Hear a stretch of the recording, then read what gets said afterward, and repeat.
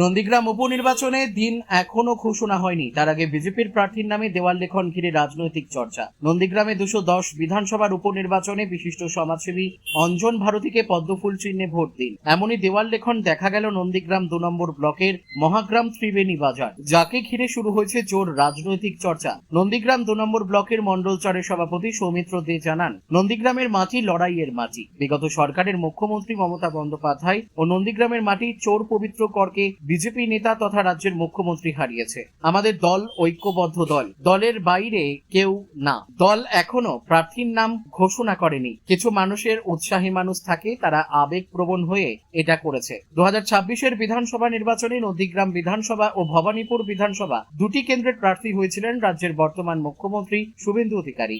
তিনি দুটি কেন্দ্রে বিপুল ভোটে জয়লাভ করেন। পরে তিনি নন্দীগ্রাম বিধানসভার বিধায়ক পদ থেকে ইস্তফা দেন। ফলে নন্দীগ্রাম বিধানসভা ফাঁকা হয়ে পড়ে। সেই বিধানসভার উপনির্বাচনের দিনক্ষণ এখনো ঘোষণা হয়নি। তারই মাঝে বিজেপি প্রার্থীর নাম দিয়ে দেওয়াল লিখন করায় দলের মধ্যেই চর্চা শুরু হয়েছে। রাজ্যের মুখ্যমন্ত্রী শুভেন্দু অধিকারী নন্দীগ্রাম বিধানসভা থেকে ইস্তফা দেওয়ার পর থেকেই নন্দীগ্রাম বিধানসভার উপনির্বাচনে প্রার্থী কে হবে তা নিয়ে সোশ্যাল মিডিয়ায় গুঞ্জন শুরু হয়। প্রার্থীর দৌড়ে এলাকার মানুষ মনে করছেন মেঘনাথ পাল, অঞ্জন ভারতী ও প্রলয় পালের নাম। সোশ্যাল মিডিয়ায় অনুগামীরা তারা তাদের পছন্দের মানুষের নাম উল্লেখ করে প্রচার শুরু করে। এবার দেওয়াল লেখন হওয়ায় চর্চা তুঙ্গে।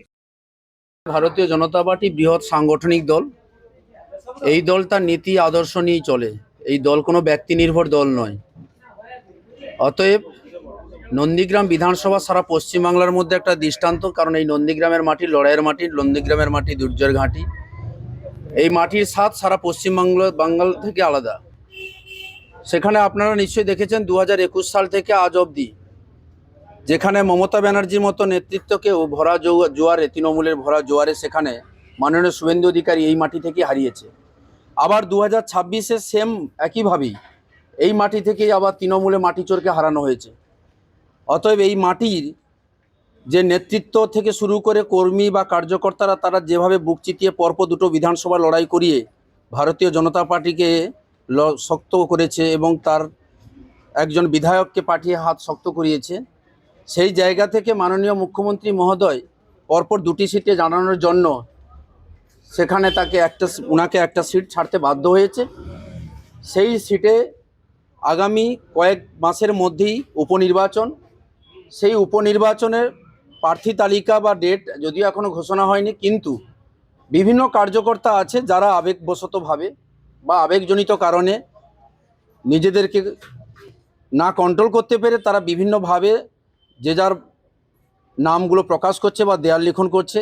এতে ভারতীয় জনতা পার্টি সাংগঠনিকভাবে বা দলীয়ভাবে কোনো নির্দেশ নেই।